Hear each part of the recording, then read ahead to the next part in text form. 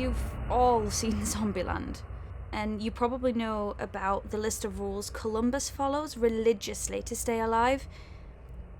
I always thought that was a dumb survival tactic made up by the writers to add some humour and structure to the movie, because in what world would rules be enough to save you if zombies took over? I'm more of a do the stupid thing first, think it through later, and then realise it was stupid kind of person, anyway. Things went to shit. And I realised that a list of rules might actually save my life.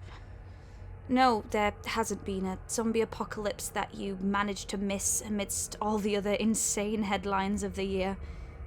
Though, would it really surprise you if there was? Here's the deal. My city has been overrun with... well, I don't know what they technically are, but I've been calling them Caleb's. Honestly, just after this dude that I hated in high school. It's not really a great way to describe them. But if you start with a human, then peel off the skin, then let what's left rot for a while, then lengthen its arms, and then rip out its eyes, leaving a big-ass, dark, empty socket in their wake, you'll be in the right ballpark. They're not all that, either. They're only the tip of the iceberg. We also have Sandra's and Dylan's and Ashley's, and each are their own breed of terrible. No, I don't know where any of them came from. No, I won't tell you what city it is. And yes, I hated a lot of people in high school. This is what I do know. This city has been cut off from the outside world. The day all the monsters showed up was the same day a giant bubble settled over us. Which is great for the rest of you, since the monsters can't spread beyond city limits. But let me tell you, it sucks for those of us unlucky enough to be in the danger zone. The monsters are all trapped here, but so are we. And that's probably why you haven't heard anything about what's going on. No one can get in or even see in. The bubble is foggy, like frosted glass. Pounding on it, driving a truck into it, screaming at it, all of that does absolutely jack shit. Trust me, I've tried. Phones and internet still work, barely. Think 1 bar of cell service and internet speeds you'd find in a hotel, like a really shitty hotel. I'm trying to share this and I'm hoping that it goes through, but I have no idea if this is going to work. Why me, you ask? Why haven't others managed to call or post or email? Well, you're in luck, because that's another thing that I do know. I'm one of the only people left. Maybe the only one. Everyone else is long dead. Most didn't survive the initial attacks. I'm pretty sure there were like a couple of 100 people alive in the city, only a few days after this all started. A week later, probably 100, and now, months later, I might be the last of all.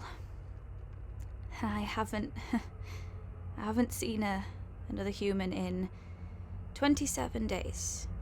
I've been counting. And man, I didn't think I'd miss those suckers, because humans are usually awful. I mean, have you met high schoolers? There's a reason it's so accurate to name man-eating monsters after them. But I'm starting to really miss them. My friends and family most of all. But even like my teachers and the bus driver. Not Caleb though. Fuck Caleb. Anyway, I'm not here to talk about Caleb. I wanted to distract myself from the chaos and misery that is my life, and to share my rules with you. Maybe my rules will become popular, and if I ever get out of here, they'll make a Zombieland-type movie about me. That's living the dream. Or maybe something similar is happening somewhere else out there, and my rules might actually help anyone trying to survive in a monster hellscape. That'd be cool too, I guess.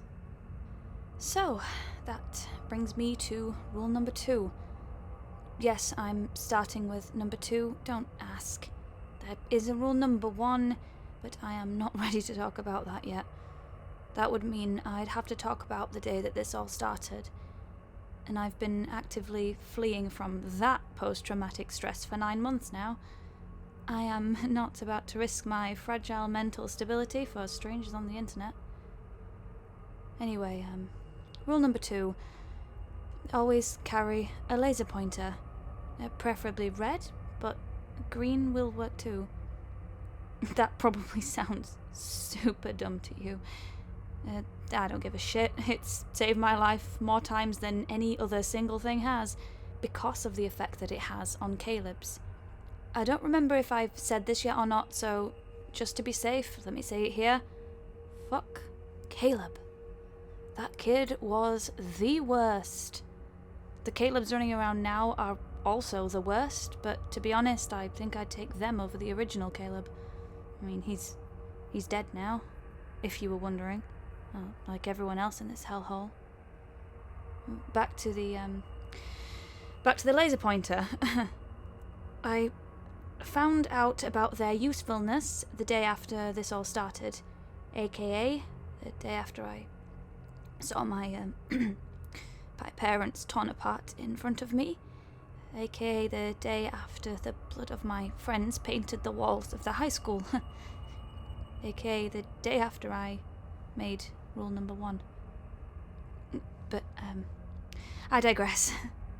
I was in a pet store down the street from my neighborhood. Don't ask why, I just was. It seemed like a good place to hide for the night after I fled from my house. It was a small local store, just supplies, no animals for sale. But I'd come here a lot as a kid to visit the shop's cat, Mr. Bailey. We never had pets, so Mr. Bailey was like my surrogate pet, I guess. He was a brown tabby with a fluffy tail, and we spent many afternoons playing on the floor of the shop. I didn't expect him to still be there. The owner was in the car out front, dead, and not in a pretty way either. You know, head torn off, blood all over the windows and pavement. He'd been trying to flee, probably. But the store was untouched, so I cautiously went in and settled down in the back, using several dog beds to create something of a nest for myself to sleep in. And as soon as I sat down, Mr. Bailey was there, purring and rubbing on my legs. He was still friendly as ever. I wondered if he remembered me.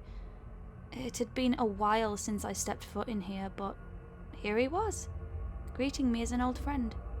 I smiled for the first time since all hell had broken loose, and I stroked his head. He slept curled up beside me as I fitfully tried to get some rest. It wasn't much use. I probably slept 2 hours tops, but what could I expect after what I'd seen that day? I couldn't stop picturing the horrible deaths, and every time I shut my eyes, any noise sounded like one of those ugly motherfuckers I decided to call Caleb's. We made it, though, to morning somehow, and Mr. Bailey's company helped.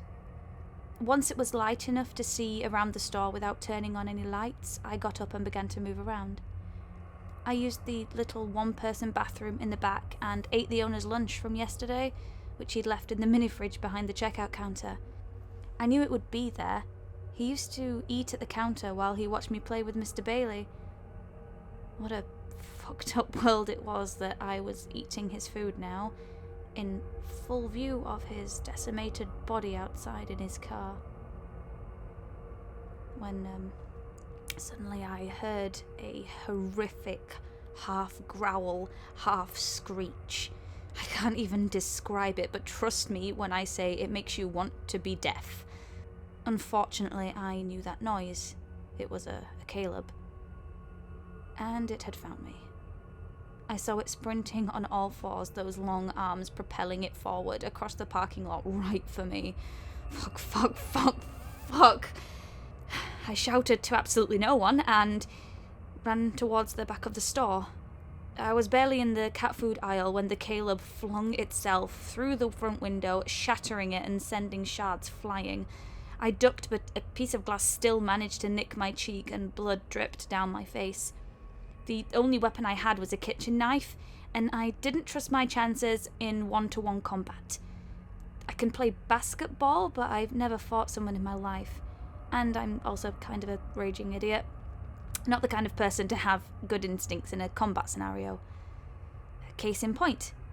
Even with only this knife, I stood up and said, "Hey, fucker, over here!" As soon as it turned to look at me with those gaping black eye holes, I gave it the finger. Did it know what it stood for? I've no idea, but I figured it couldn't hurt. It made that awful noise again and came after me. That's when I realised I had absolutely zero plans beside getting its attention like a dumbass. So, panicking, I sprinted into the next aisle, which was full of dog food. Not helpful. I started to run to the next aisle, but I made the mistake of turning to look how close it was, and then I went crashing into a display of cat toys. Feathers, catnip, things with little jingly bells all came down with me. As I struggled to untangle myself from strings and feathers, the Caleb came round the corner, its mouth hanging open to reveal rows and rows of sharp, jagged teeth. It was moving slowly now, standing on its back two legs, taking its time. I did not want to die in a bed of catnip-filled mice. I maneuvered to get my arm beneath me, trying to get the knife that was hanging from my belt, but I couldn't reach it, and I struggled more as the Caleb came closer, and finally my hand closed around something. Not the knife, but something small and slender, some kind of tube. I pulled it out. A laser pointer. Well, shit, I said out loud, but hey, it was worth a shot. Maybe I could shine it enough to attract Mr. Bailey's attention and get him over here at least. He might attack an unfamiliar, weird-smelling monster. My goal was to shine it on the wall, make it visible to the cat, assuming he was still in here somewhere, but my arm was partially caught up in a string, and as I couldn't maneuver my hand or the laser exactly where I wanted, when I pressed the button, the glaring red beam didn't go past the Caleb to the wall, but instead aimed directly at that dark hole where an eye should be. And damn am I lucky it did, because the Caleb screamed, like a real inhuman kind of scream, the kind that makes your blood run cold. It clawed at its own face and stumbled backwards. I did my best to keep the laser trained on its eyes as it moved. I wasn't sure what was happening here, but by God it was working, so I wasn't about to stop. The Caleb was still moving backwards, now into the aisle housing cat litter. I shoved myself up with my non-laser hand, still entangled in cat toys, and lurched forward, trying my best not to trip over feathers while keeping my gaze on the Caleb, so that I could keep the laser aimed at an eye hole. Smoke was coming out of the dark socket now. The laser was burning it. And still it stumbled backwards, screaming, until it finally fell to its knees.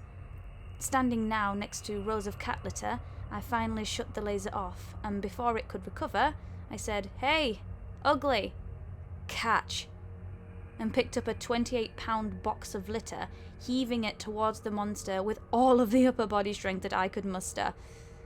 It hit the Caleb square in the chest, and it collapsed backwards, the litter pinning it to the ground as it still screamed and scratched at its burning eye socket. I started to walk forward, breathing heavily from the toss, when Mr. Bailey came out of nowhere. Screeching a battle cry, he flung himself on the monster and began clawing the other eye socket. The Caleb tried to throw him off, but between the smoking eye and the heavy weight on its chest, its struggles were getting weaker. Mr. Bailey, bless his little heart, hissed up a storm and scratched the living hell out of the other eye before neatly jumping off and trotting over to me, rubbing on my leg happily. "Good boy," I said, scratching his back. And then I stepped over to the Caleb, which had smoke billowing from one eye socket and some kind of deep purple liquid. It's blood, maybe? Oozing out of the other, the one Mr. Bailey had gone to town on. That cat was my hero. I got down on my knees beside its head, bells jingling as the toys hanging from me followed. I held up the laser pointer. "Thanks for the tip, buddy. Good to know." And now, finally able to reach my belt, I grabbed the kitchen knife and stabbed it. First in its damaged eyes, leading to a resurgence of screams, and then straight into its neck. I didn't know if it had a heart, but the neck seemed a pretty good bet. And it was. I sliced through the neck. Purple liquid sprayed out, and that was that. A bit of twitching later, and it was dead.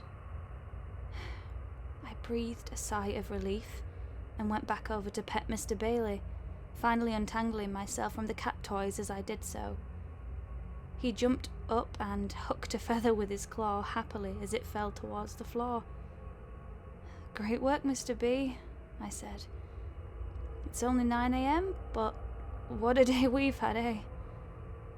He looked at me with the feather in his mouth and purred. I took all of the laser pointers in the store when I left. There were 8 in stock. I am now down to 4. And let me tell you, they are quite literally a lifesaver.